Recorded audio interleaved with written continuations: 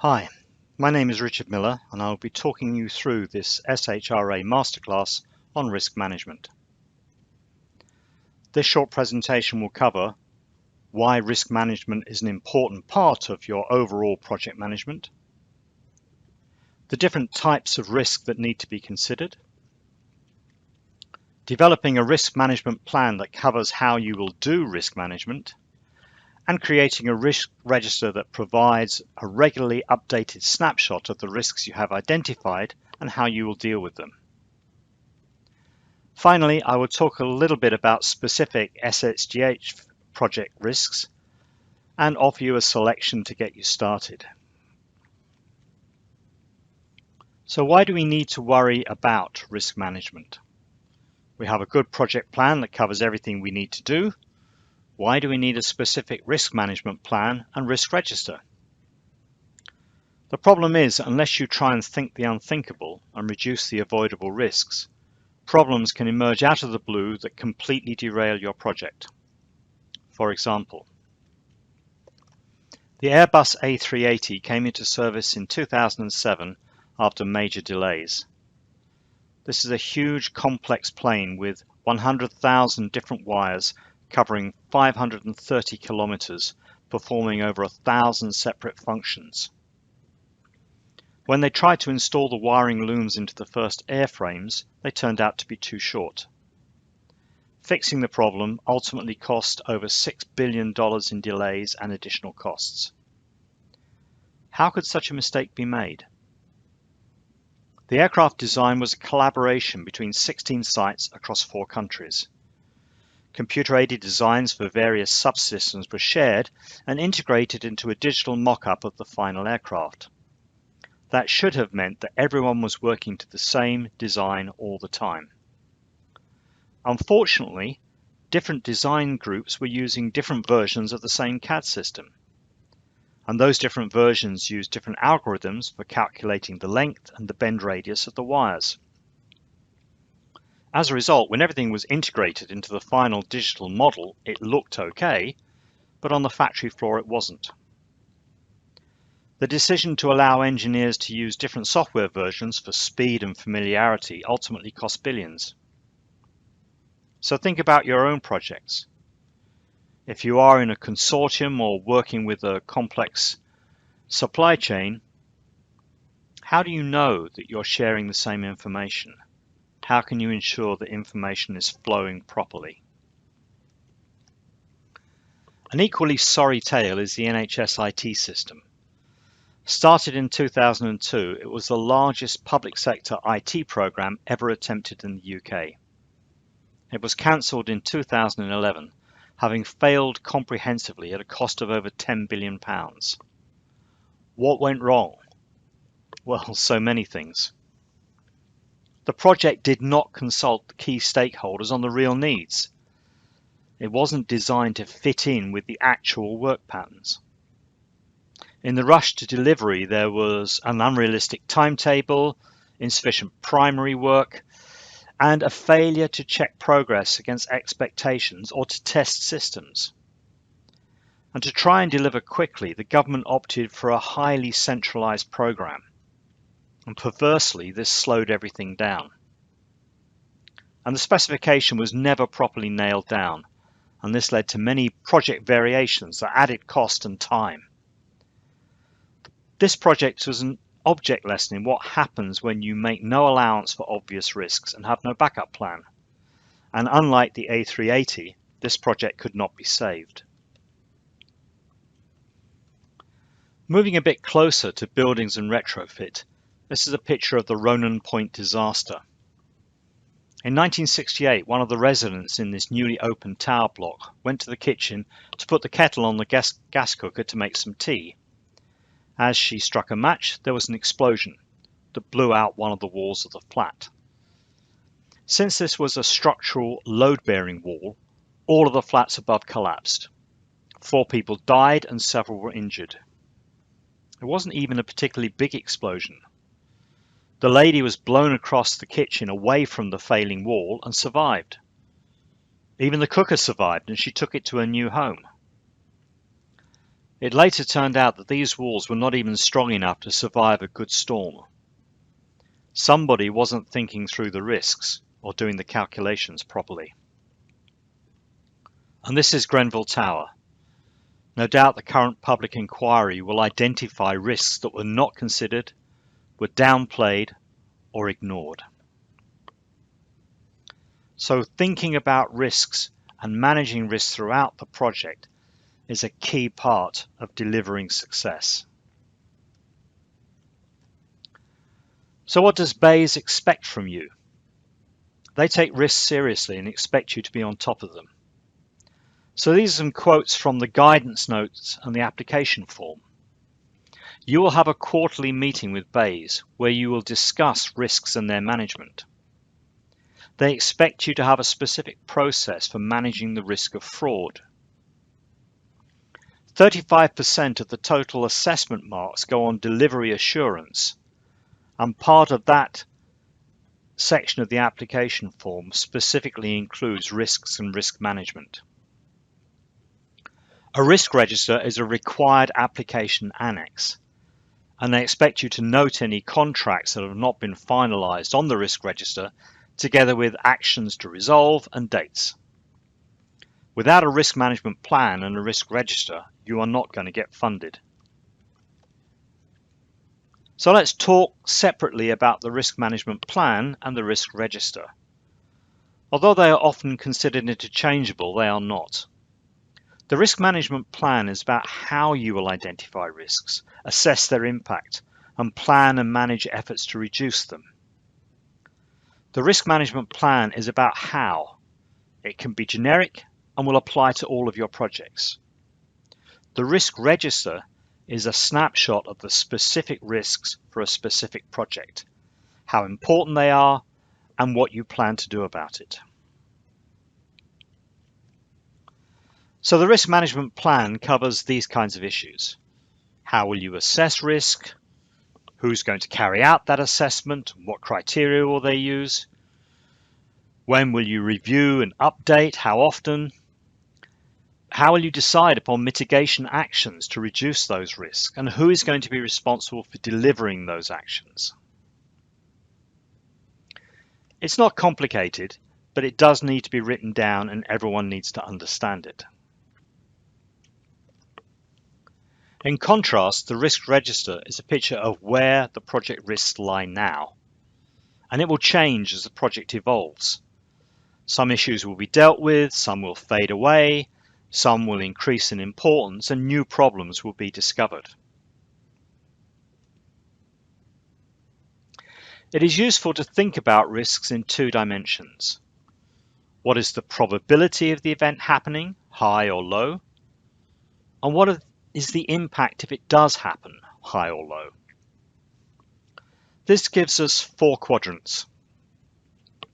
Top right are risk events that are likely to happen, and if they do, it will be very bad for the project. These you need to worry about a lot. Top left and bottom right are either high probability, low impact, or low probability and high impact. They're not so important as top right. And bottom left are low probability and low impact. We may not be able to ignore them, but they're certainly worthy of less focus. And what we would like to do is take action to push down the probability of a risk event happening and its impact. These are some of the categories of risk you will need to think about. Will the solutions we come up with actually work? Can we deliver the benefits expected at the price predicted? Can we secure the money that will be needed for the project? Are there any legal risks or events that could damage our reputation? Could disgruntled stakeholders disrupt the project? Are there any regulatory barriers we haven't thought about? And could something go wrong in the project delivery? And of course, once the project is completed, will it actually deliver the expected performance? The first step in building a risk register is to brainstorm what could go wrong. It's a good idea to involve as many different project partners and teams as possible to get different perspectives. And you need to try and think of everything, really go wide, think of all the things that could go wrong and could disrupt the project. Once you have your large collection, you can begin to sort them by probability and impact.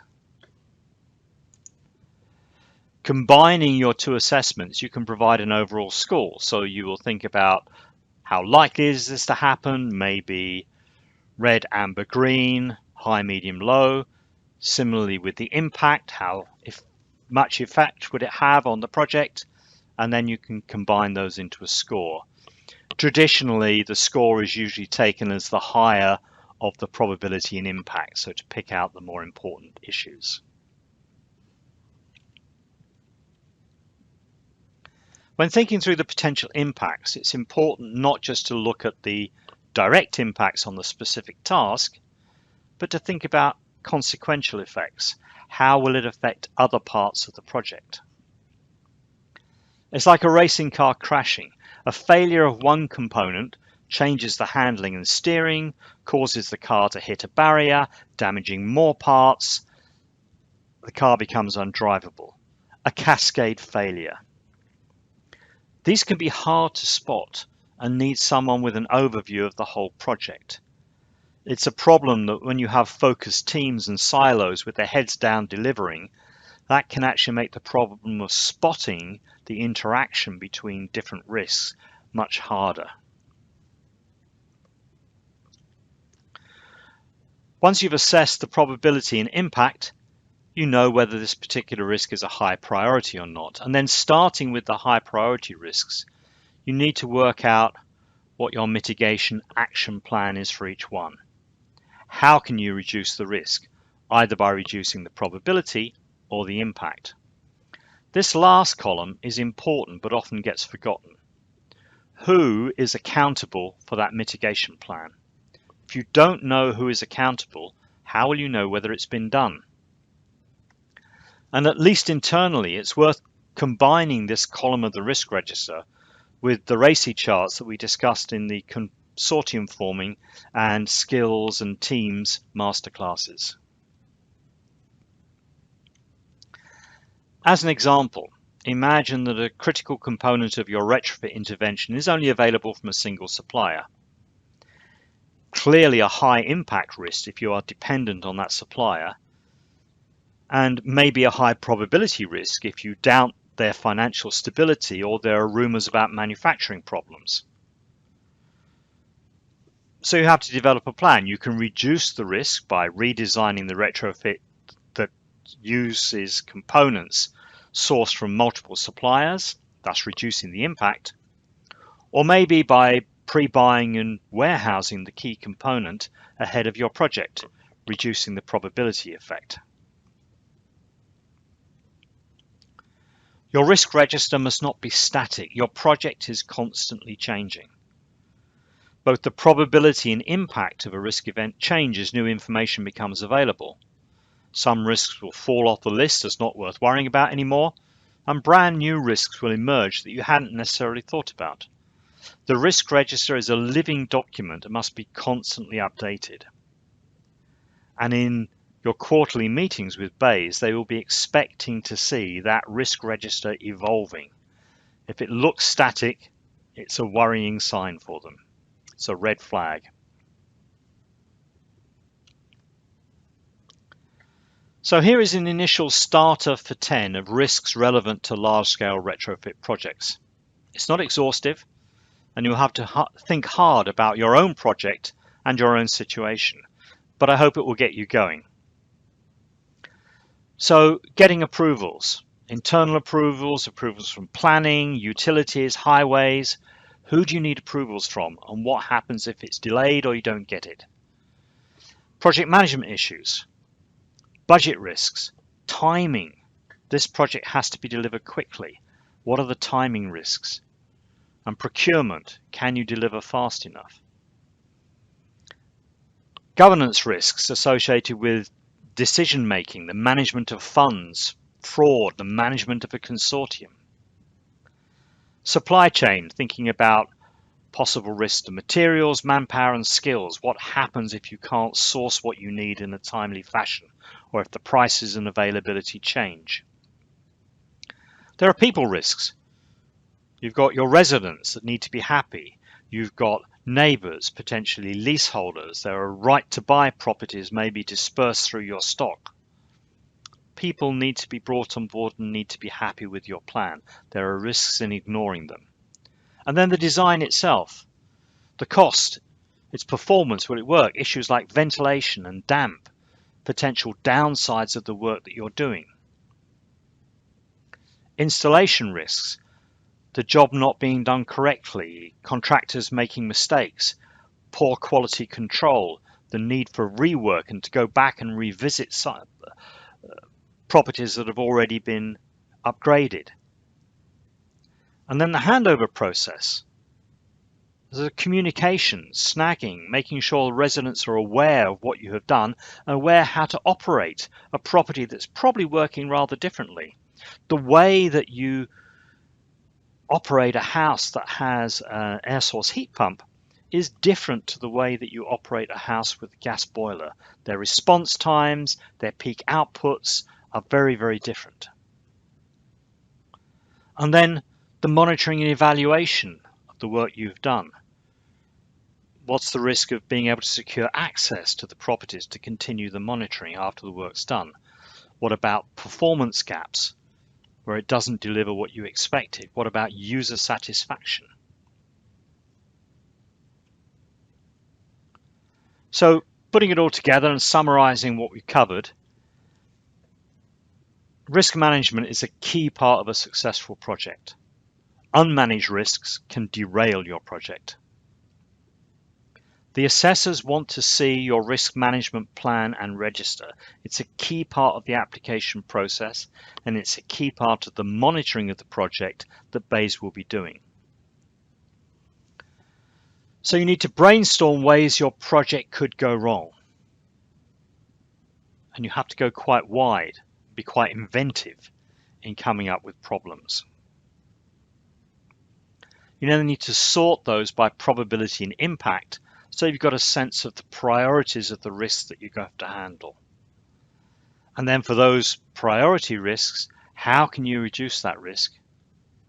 Can you change the impact? Can you change the probability of occurrence? And who is accountable for that? Where does the buck stop? As always, you can get more information and contact us through the Social Housing Retrofit Accelerator website. Thank you very much.